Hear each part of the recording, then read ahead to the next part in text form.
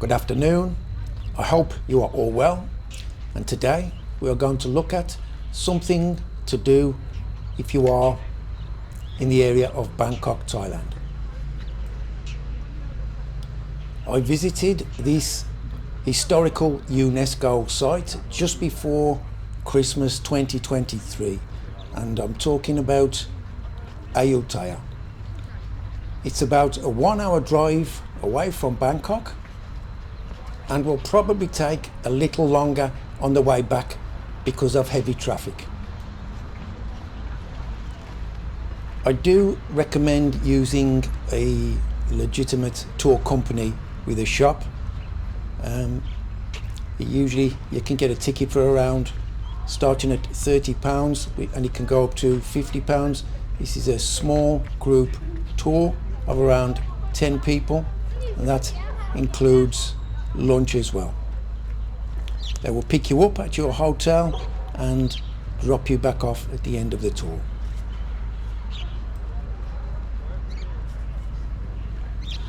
You could organise the tour yourself. There are regular trains from Bangkok to AYUTTHAYA as well as buses, but then bear in mind you would have to organise transport at the other end to visit the different sites, either a bicycle or hire a tuk-tuk driver for the day. The tuk-tuk driver would probably cost around 600 to 800 bahts for the day, depending on how good your negotiating skills are.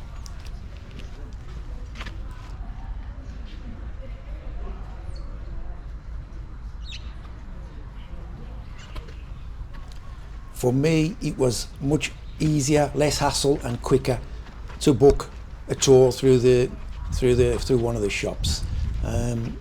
You have contact with the shop should anything go wrong, and that nearly did to me actually. We were waiting for the bus to pick us up, and 15-20 minutes later it should have picked us up at 8 o'clock. It still hadn't arrived. We phoned the tour company up, they made a quick call, and the bus was waiting at the wrong hotel. 5 minutes later he was there, he picked us up, no problem.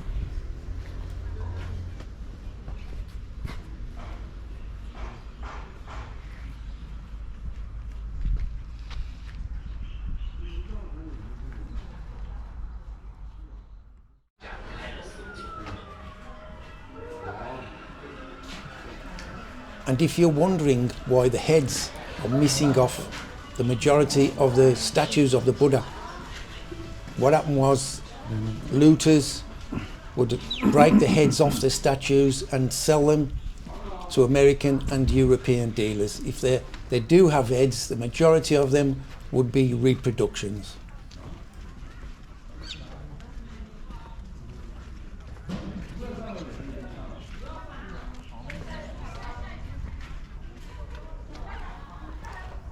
So why AYUTTHAYA? Is it famous? Why would people want to go there in the first place? Well, AYUTTHAYA is a city in Thailand about 80 kilometers north of Bangkok. It was the capital of the Kingdom of Siam, which was a prosperous international trading port from 1350 until the time it was sacked by the Burmese in 1767.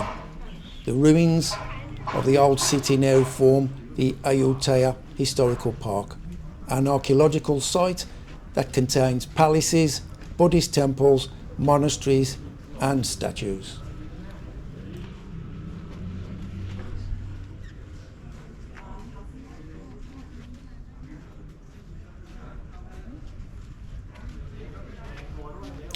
When I was there back in early November 2023, it was just coming out of the rainy season, and it was overcast on that day and it was raining a little bit.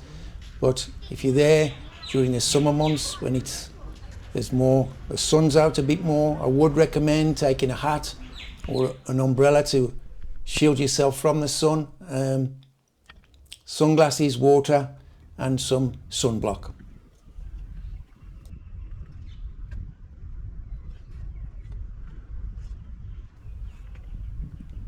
the whole of the site of AYUTTHAYA, it's really big, it's massive, it's difficult to show that on the video.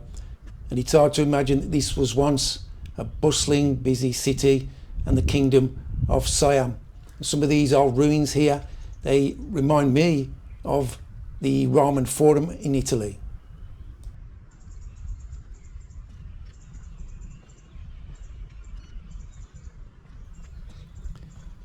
The bell-shaped towers here on the right-hand side are called stupas, and they are a symbol of Buddhism. They represent the different stages of the Buddhist culture. They have seen better days, and it's amazing that they are still standing at all, considering that they were built in the mid-14th century.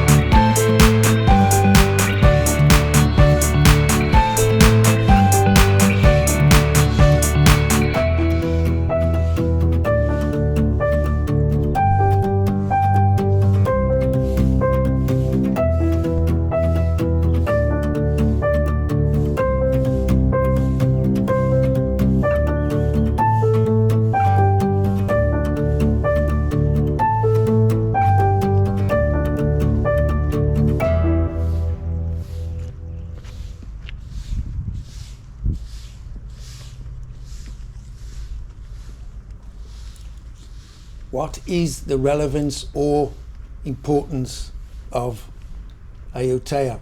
Is it just a bunch of old temples on some prehistoric site?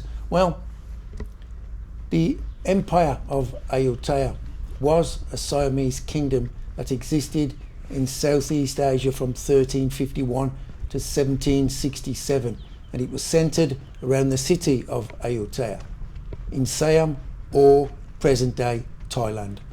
European travellers in the early 16th century called AYUTTHAYA one of the three great powers of Asia. The AYUTTHAYA Kingdom is considered to be the precursor of modern Thailand, and its developments are an important part of the history of Thailand. See, these towers here look like they are made out of sandstone blocks, but they're not. They're made out of the same small bricks that you can see everything else made out of. They're covered in a type of render called stucca, and you can see how it's weathered and gone dark over the years with all the rain and sun beating down on it. It's discoloured the render.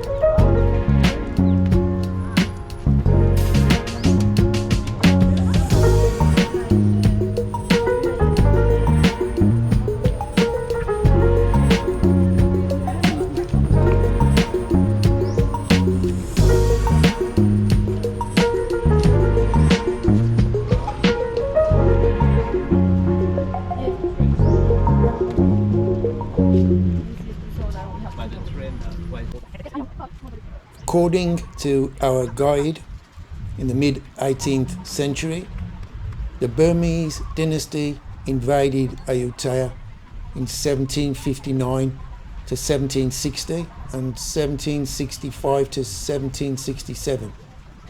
In April 1767, after a 14-month siege, the city of Ayutthaya fell to the besieging Burmese forces and was completely destroyed, thereby ending the 417-year-old AYUTTHAYA Kingdom.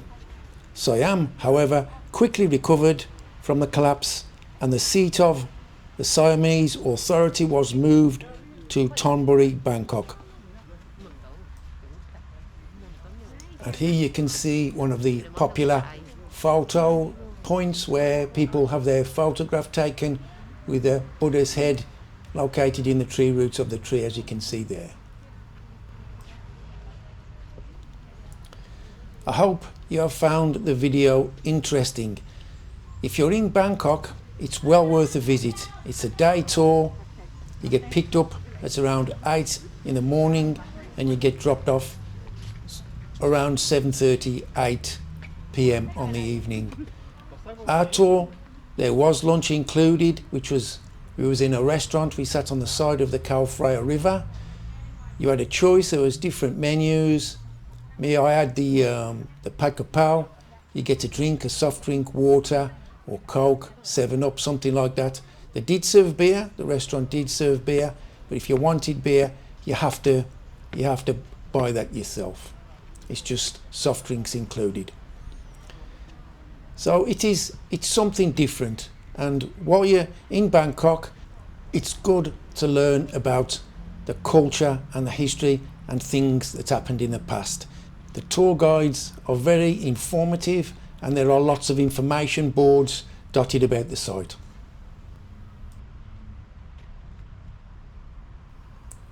According to the guide, the poor people of Ayutthaya practiced commuter agriculturism, which meant basically they grew their own food, which they ate, rice, vegetables, that sort of thing. And they largely lived in the dense areas along the canals leading up to the city of Ayutthaya and other cities within the kingdom. And they produced homemade goods and textiles for the international market. And there have been many different languages used over the years. The original Siamese, the original Thai language, was initially spoken only by the Ayutthaya elite, but gradually grew to transcend social classes and becoming widespread throughout the kingdom by the late 17th century. The Khmer language was an early prestige language of the Ayutthaya court until it was supplanted by the Siamese language. However, it was still continually spoken by the ethnic Khmer community living in Ayutthaya. Many variants of Chinese were also spoken, with Chinese becoming a large minority in the kingdom during the late Ayutthaya period. Other minority languages spoken include Malay, Persian, Japanese, Cham, Dutch and Portuguese.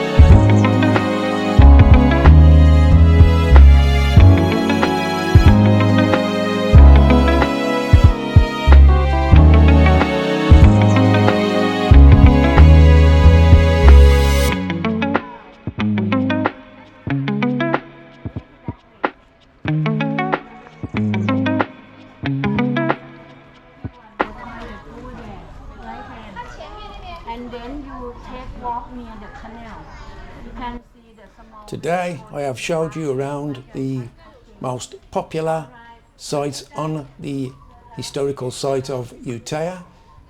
I have got other videos where I go into more depth on each of the sites. I will leave links if you would like to look at those. This is not the only thing that you can do while you're in Bangkok, but it's a day trip, it's a good day out if you are staying in Bangkok or you live in Bangkok. It's something different. I have a video of a boat tour on a long-tail boat down the Khao Phraya River, visiting the temples there and looking around the residential areas where people live on the canals. That's worth taking a look at, and I will leave a link at the end if you want to watch that one. And if you are wondering why you see the golden sashes on the statues of the Buddha and the golden gilt, it is an act of loving kindness and a path to transfer good merits. Gold in Buddhism signifies the sun, a flame of purity, knowledge and enlightenment. Thanks for watching the video to the end. I hope you've enjoyed it. If you have, please hit the like button and consider subscribing. Look out for my other videos which will be coming out soon, and bye for now. And here you get a bird's eye view of the historical site, and you can also see Bangkok and the surrounding areas of Ayutthaya in the distance. This is one of the galleries around the top of one of the stupas, and you get, as I said before, you get a good bird's eye view of the immediate city and the rest of the site.